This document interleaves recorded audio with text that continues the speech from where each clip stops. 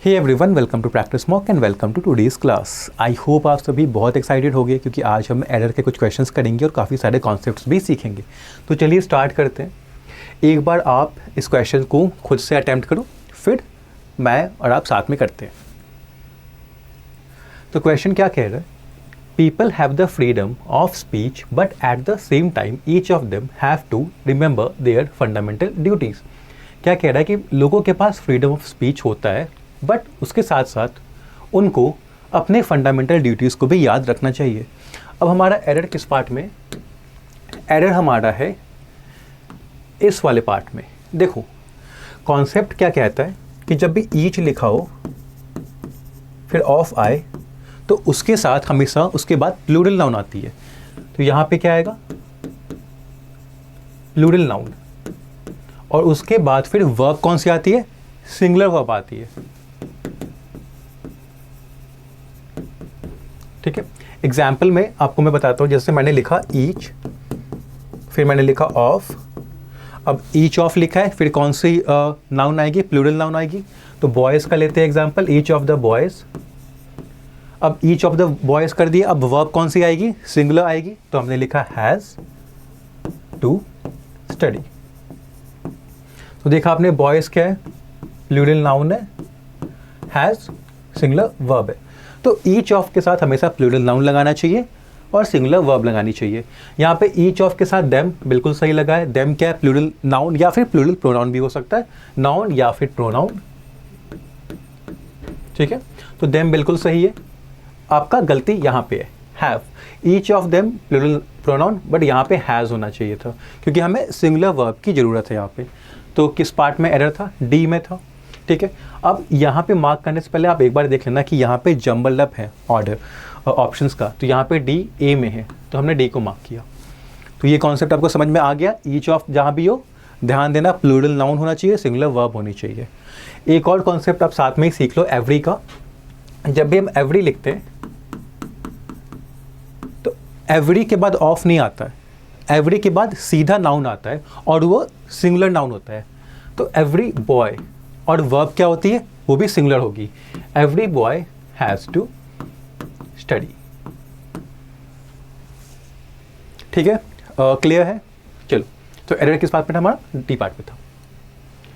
अब आते next question पे।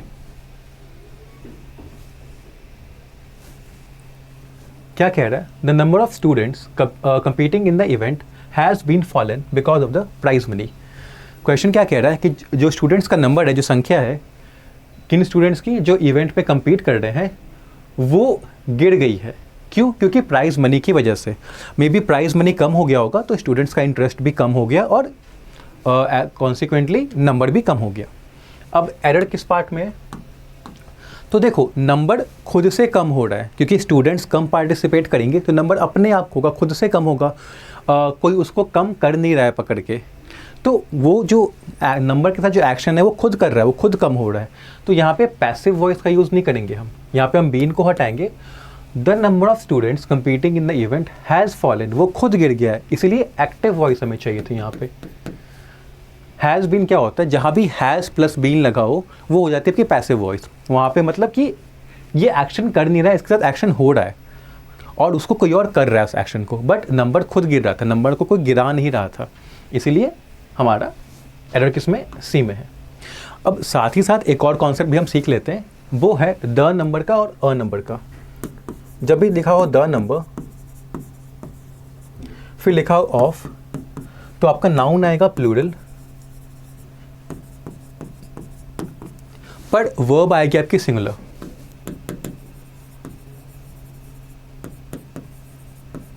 जैसे यहाँ पे ना, the number of students competing in the event has क्या था?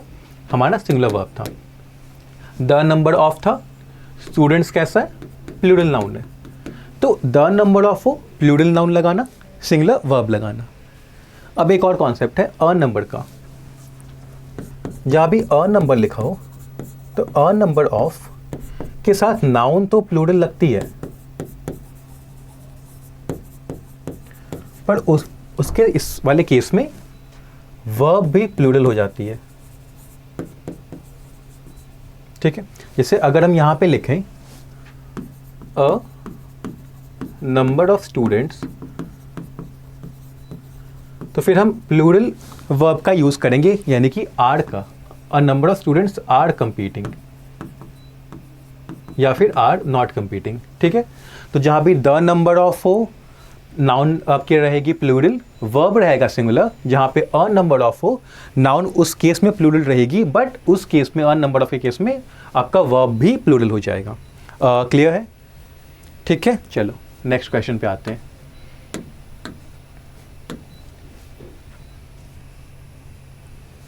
कर लिया? While he used to walk along the road, a wild and ferocious dog knocked him down. Question क्या कह रहा है? While he used to walk along the road, मतलब used to कब करते हैं? जब पास्ट की कोई हैबिट बता दो। तो पास्ट में जब वो रोड पे चला करता था तो एक जंगली कुत्ता उसको काट लिया करता था। अब मतलब अगर पास्ट की हैबिट बता रहे तो जब जब वो चला करता था तब तब उसको कुत्ता काट लिया करता था। थोड़ा सा इलॉजिकल है, मतलब ये कैसा, मतलब किस तरह का पर्सन था कि जब भी चल रहा है उसको कुत्ता काट ले रहा है। तो यहाँ पे क्वेश्चन कहना क्या चाह रहा है कि एक बार की बात है जब वो रोड पे चल रहा था तब उसको एक जंगली कुत्ते ने काट लिया था। ठीक, यानी एरर हमारा टेंस वाला है। यहाँ पे यूज टू नहीं होगा। जब भी हम यूज टू का यूज़ करते हैं तो हम पास्ट की, स्पेशली पास्ट की इवेंट को बता रहे हैं यूज टू करके, तो हम पास्ट की हैबिट बता रहे हैं। बट यहाँ पे हैबिट की बात नहीं हो रही है, एक टाइम इवेंट की बात हो रही है। क्योंकि अब कोई पर्सन एक बार चला होगा, उसको कुत्ते ने काट लिया, दोबारा वो बच के रहेगा, या फिर अगर दूसरी बार भी कुत्ते ने काट लिया तो तीसरी बार तो कुछ मेजर वो ले लेता है। अब ये सेंटेंस कह रहा है कि जब जब वो चल रहा था पास्ट में तब तब उसको कुत्ता काट ले रहा था। अरे कैसा कुत्ता है, हर बार आके काट ले रहा है, तो ये तो गलत इलॉजिकल है। तो while he was walking, ठीक है, while he was walking along the road, a wild and ferocious dog knocked him down। Concept क्या है? जब दो एक्शन हो रहे हो और दोनों पास्ट के हैं, ठीक है, तो while जहाँ पे लगा होता है हमेशा उसके साथ ing वाली वर्ब आती है, यानी कंटिन्यूअस टेंस यूज होता है। तो while के साथ हमेशा कंटिन्यूअस टेंस का यूज करना जब वहाँ पे दो एक्शन हो रहा हो। यहाँ पे भी दो एक्शन हो रहा था, एक उसके चलने का, दूसरा कुत्ते के काटने का। तो जब भी दो एक्शन हो रहा हो और वाइल लगा हो तो वाइल के साथ कंटिन्यूअस टेंस होगा। अब आगे सेंटेंस पढ़ लेना कि सेंटेंस प्रेजेंट में है या पास्ट में, उसके अकॉर्डिंग प्रेजेंट कंटिन्यूअस टेंस आएगा या पास्ट कंटिन्यूअस टेंस आएगा। ठीक है, क्लियर है? कहाँ पे था एरर हमारा? था ए पार्ट में, समझ में आ गया? ठीक है, आते हैं नेक्स्ट वाले क्वेश्चन पे।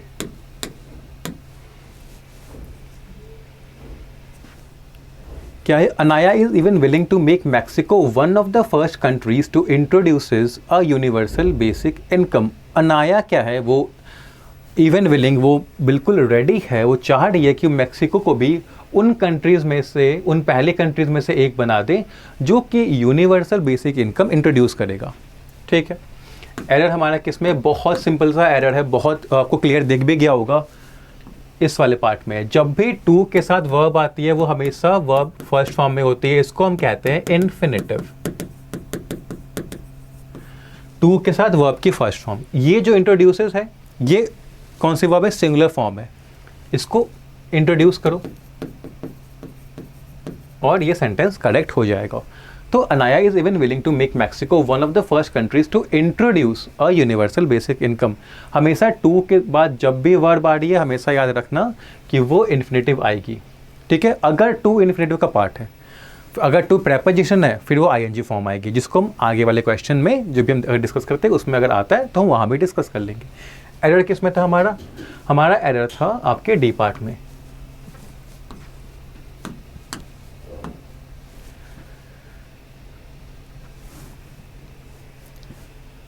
There were no surprises in the second bi-monthly monetary policy announcement by the Reserve Bank of India। Question क्या कह रहा है कि कोई सरप्राइज नहीं था, कोई सरप्राइजिंग बात नहीं थी किसमें? जो second by monthly monetary policy announcement हुई है रिजर्व बैंक ऑफ इंडिया के द्वारा, उसमें कोई भी सरप्राइज नहीं था। ठीक है, अब एरर क्या है इसमें? ठीक है, चलो देखते हैं, सारे कॉन्सेप्ट्स चेक कर लेते हैं एक बार।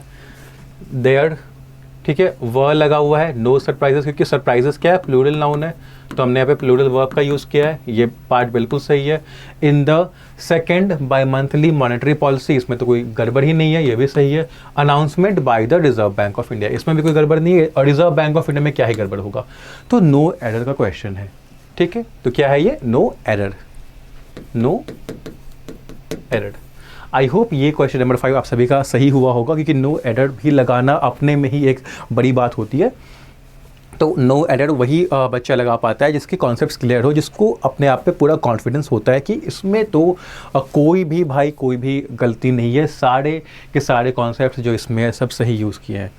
तो आई होप आप सभी, मोस्ट ऑफ यू, आपने ये क्वेश्चन बिल्कुल सही लगाया होगा। आते हैं नेक्स्ट पे। ठीक है, चलो यहाँ पे पैटर्न थोड़ा चेंज हुआ है, बट काम तो हमें वही करना है, एरर तो हमें ढूंढना ही है। While deliver the verdict, the Supreme Court said the accused cannot be tried as an adult as he was not 18 years old. अब ये क्वेश्चन ना आप होमवर्क में करना, क्योंकि ये वाला कॉन्सेप्ट मैंने अभी सिखाया है आपको, तो इसको आप होमवर्क में करोगे और मुझे आंसर बताओगे कमेंट सेक्शन में।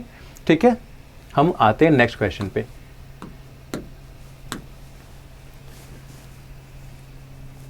क्या कह रहा है, Baerbock criticized Merkel's government for neglect children and families during the pandemic and accused her rivals of corruption, या no error।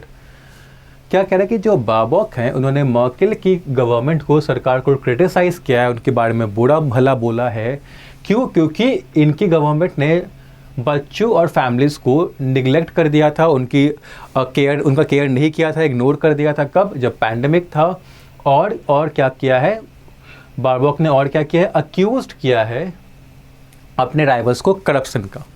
अब एरर किस पार्ट में है, तो हमारा एरर है यहाँ पे फॉर निगलेक्ट। देखो फॉर प्रेपोजिशन होता है, फॉर क्या होता है, ये होता है आपका प्रेपोजिशन, और हमेशा याद रखना है प्रेपोजिशन के बाद अगर कोई वर्ब है, उसके बाद अगर वर्ब आती भी है तो वो हमेशा आईएनजी फॉर्म में होगी, और उसको हम कहते हैं जेरेंड, जो कि एक मिनट प्रेपोजिशन में जो वर्ब है वो किस में आती है, आईएनजी फॉर्म में आती है, उसको हम जेरेंड कहते हैं, जो कि नाउन का पार्ट प्ले करती है। क्योंकि फॉर के बाद नाउन ही आ सकता है, प्रेपोजिशन के बाद नाउन ही आता है जो उसका ऑब्जेक्ट बनता है। अब या तो वो नाउन आ जाए, या तो प्रोनाउन आ जाए, या फिर वो जेरेंड आ जाए। तो यहाँ पे निगलेक्ट नहीं होगा, हमें इसका आईएनजी फॉर्म चाहिए, निगलेक्टिंग होगा। क्योंकि क्या कहना है कि Baerbock criticise Merkel's government for neglecting. तो हमेशा याद रखना, हमेशा जब भी कोई प्रेपोजिशन देखे उसके बाद वर्ब लिखा हो, वर्ब आईएनजी फॉर्म में आएगी। ठीक है, तो एरर किस में था हमारा, बी पार्ट में था।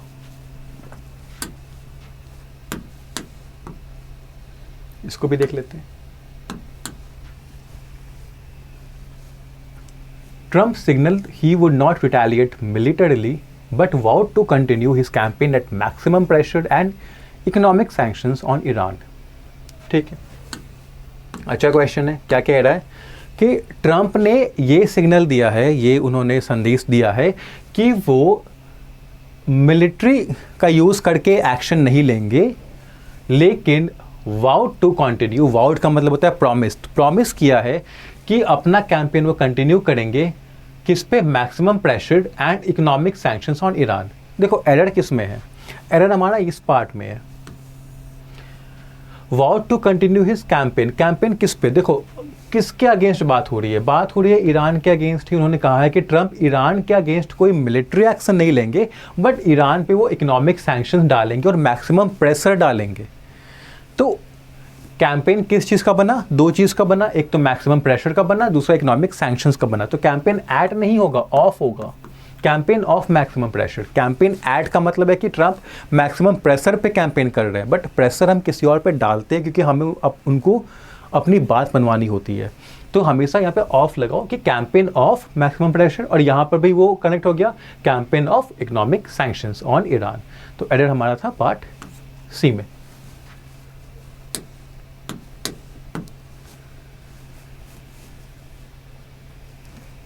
At a time when India's economy is suffering from a acute slowdown, the International Monetary Fund (IMF) said the current downturn can only be reversed through urgent policy actions या फिर no error. Error आपको दिख गया होगा, बहुत छोटा सा error है, हो सके तो बहुत लोगों से मिस भी हो गया होगा, क्योंकि फ्लो में हम जब पढ़ते हैं ना तो हमारा जो माइंड होता है वो कुछ कुछ एरर्स को ऑटोमेटिक ही करेक्ट कर देता है, तो हम उसको करेक्ट पढ़ लेते हैं बावजूद कि वो गलत लिखा है। तो हो सकता है बहुतों से ये एरर मिस हो गया हो, बट एरर हमारा यहाँ पे है अक्यूट के पहले एन आएगा। रीज़न क्योंकि अक्यूट वोवेल साउंडिंग है, ए से स्टार्ट हुआ, ए क्यूट, तो an acute slow down, ठीक है। तो एरर हमारा बी पार्ट में था। अब आते हैं 10 पे।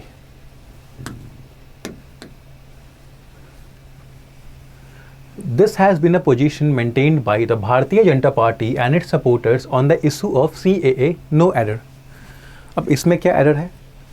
This has been a position, ठीक है। पोजीशन क्या है? हमारा सिंगुलर नाउन है तो हैज़ बीन लगा है, सिंगुलर वर्ब लगा है क्योंकि नाउन सिंगुलर है, ठीक है। ये वाला पार्ट में कोई एरर नहीं है, any. This has been a position maintained by, अब ये पोजीशन किसने मेंटेन किया है, ठीक है। तो मेंटेन्ड बाय किसने किया? भारतीय जनता पार्टी और उनके सपोर्टर्स ने। किस चीज़ पे? On the issue of CAA। Grammar angle देख लेते हैं, किसमें? पैसिव वॉइस में लिखा है पूरा सेंटेंस, ठीक है। पैसिव वॉइस में कैसे? हैज़ बीन लगा है।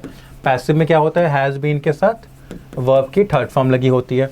हैज़ बीन वर्ब की थर्ड फॉर्म लगी हुई है, बिल्कुल ये पार्ट सही है। पैसिव वॉइस में क्या होता है? एक्शन जो करता है वो बाय के साथ आता है, बाय बिल्कुल लगा है यहाँ पे। किसने किया? भारतीय जनता पार्टी ने और उनके सपोर्टर्स। अब भारतीय जनता पार्टी क्योंकि एक पार्टी है तो सिंगुलर नाउन है, तो इट्स आएगा सिंगुलर प्रोनाउन उनके लिए, इट्स सपोर्टर्स, ठीक है, on the issue of CAA। तो कोई भी एरर इस क्वेश्चन में नहीं था, नो एरर, ठीक है। तो आई होप आपने काफ़ी सारे कॉन्सेप्ट्स आज सीखे होंगे, आपको क्लास अच्छा लगा होगा। जो होमवर्क वाला क्वेश्चन है उसको ज़रूर कर लेना, और ये क्लास हम यहीं पे ख़त्म कर रहे हैं, और भी बहुत सारे अच्छे अच्छे कॉन्सेप्ट सीखते रहेंगे।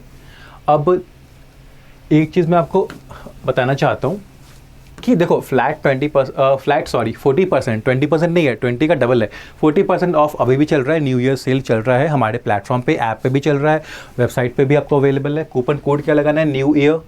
तो न्यू ईयर लगाते ही 40% आपको ऑफ मिल जाएगा। आपको कुछ भी लेना हो, अभी क्लर्क है, SBI क्लर्क है, SBI PO है, तो कोई रिसोर्सेज की अगर आपको नीड है, कोई मॉक्स की ज़रूरत है, PDF कोर्स की है, कॉन्सेप्ट्स क्लियर करने हैं, वीडियो कोर्सेज की ज़रूरत है, या और भी बहुत सारे क्वेश्चंस प्रैक्टिस करने हैं, तो PDF कोर्स अगर चाहिए, या मॉक्स के थ्रू अपने वीक एरिया को स्ट्रॉन्ग बनाना चाहते हैं, तो सब पे ही आपको ये मिल जाएगा, ये वाला डिस्काउंट। साथ ही साथ वी ऑल नो कि PO का पैटर्न चेंज हुआ है, ठीक है, तो नया पैटर्न वाला मॉक भी अवेलेबल है। तो फ्री वाला मॉक तो आप दो, क्योंकि ये तो इम्पॉर्टेंट है, ये फ्री है तो आपको देना ही है। नए पैटर्न पे प्रैक्टिस करो, देखो क्या परफॉर्मेंस रह रहा है, कितना टाइम लग रहा है क्वेश्चंस करने में, ये सब एनालाइज करो, और उसके बाद जहाँ भी इम्प्रूवमेंट करना हो बाकी के मॉक्स के थ्रू आप कर सकते हो। आप कूपन को न्यू ईयर लगा के 40% ऑफ डिस्काउंट ले सकते हो। अब मैं मिलूंगा आपसे नेक्स्ट वाले क्लास में, तब तक कोई भी अगर डाउट है ग्रामर के कोई क्वेश्चन से लेके आज जो पढ़ाया मैंने उन क्वेश्चंस को लेके, या फिर इन जनरल कोई डाउट है, तो आप कमेंट सेक्शन में अपने डाउट्स फ्रीली लिख सकते हो। I will read your doubt and I will respond to it. Thank you and take care, bye. पढ़ाई करते रहना।